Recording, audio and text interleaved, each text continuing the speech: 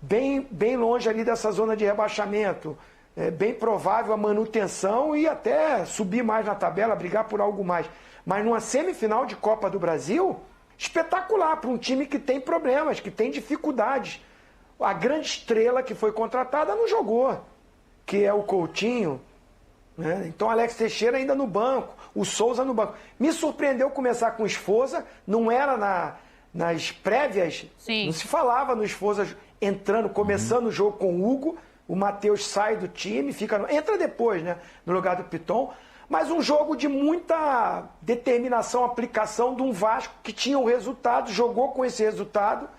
Agora, o Atlético Paranaense, que foi melhor, que pressionou no segundo tempo, não vive o seu melhor momento e a fase não é boa porque tem as oportunidades e não matou um jogo que teve toda a chance para buscar a classificação. Em cima disso que o Zinho tá falando, Birner, eu já vou te ouvir, mas eu acho interessante a gente ouvir o Rafael Paiva, né? Quando fala em saber sofrer, até pra gente mostrar a diferença de primeiro para segundo tempos e ouvir tua análise. Fala aí, Paiva. É isso, a gente tem sofrido bastante ultimamente aí, em resultados, em placares, em alguns momentos com jogador a menos, de novo aqui pela segunda vez que a gente vem jogar aqui em seguida.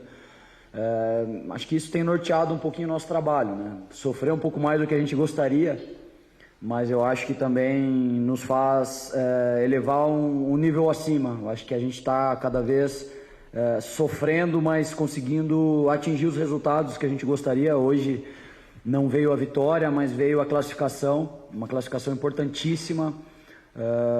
A gente está lutando, batalhando, trabalhando muito para a gente evoluir o nível do Vasco.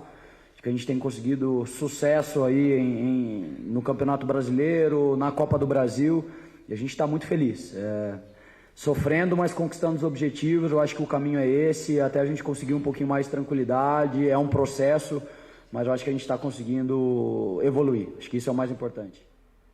Tá aí, o Paiva falando. Vamos colocar a tela de primeiro e segundo tempo, só para a gente ouvir o Birner em cima desses números, né? Porque acho que retrata muito bem essa declaração e tudo que a gente está comentando aqui sobre como é forte esse Vasco mentalmente depois do Paiva. Parece que recuperou coisas que não estavam mais ali, né?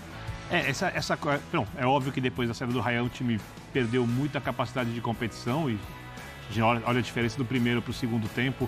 Né? E eu não estou nem falando de posse de bola, mas de finalizações em gol, de chances criadas para conclusão das jogadas. Eu acho que o Vasco, assim, tem uma coisa... Eu vejo o Vasco avançando na Copa do Brasil. Eu lembro que o Oswaldo Pascoal disse agora há pouco sobre o Corinthians. Eu me pergunto que jeito o Vasco é esse. Porque a classificação contra o Água Santa, dramática. A classificação contra o Fortaleza, dramática. A classificação contra o Atlético Goianiense, 1-1, 1-0, dificílimo. E agora, sendo bombardeado e resistindo, muito mais por conta de uma atuação épica do Léo Jardim. Do Verratti, eu assino embaixo o que vocês disseram. Eu vejo o Verratti, a gente conversou muito depois do jogo da Seleção Brasileira, Sim. sobre a falta da personalidade, do time não ter personalidade coletiva, de não ter um líder, de não ter ainda aquela coisa que... aparece nos jogos mais difíceis. Isso falando de seleção, né? De seleção brasileira. Não estou falando que o Verratti, obviamente, tem que ir para a seleção brasileira ou Argentina, ou qualquer uma, pelo amor de Deus. Não, nada disso. Mas ele tem essa coisa de um momento difícil... Aparecer, chamar. Ele está ali. Não quer dizer que ele vai resolver sempre, mas ele está ali. Ele parece que gosta. Parece que nada o intimida. Tá? É um jogador que cresce com a dificuldade do time. Às vezes, se você tem um centroavante mais técnico que o Verratti, bem melhor... Mas se você não tem essa personalidade, ele não consegue realizar o que esse cara faz pelo Vasco da Gama. Né? Então, a chegada do Vasco na semifinal, o Zinho chamou a atenção, há muito tempo não chegava, é algo enorme. Você olha o início da temporada, as confusões com uma SAF mal feita, o Pedrinho chegando na diretoria, junto com o Felipe, a troca de técnico. E você chega nesse momento da temporada, vê um time tranquilo no Campeonato Brasileiro e numa semifinal de Copa do Brasil, com o elenco que o Vasco possui, é algo muito grande. Sim, então eu entendo toda a comemoração que o torcedor do Vasco vascaíno faz e é óbvio que o Vasco não é o favorito a conquistar o título da Copa do Brasil. Mas quem conhece futebol não descarta essa hipótese. Eu acho que não dá para descartar.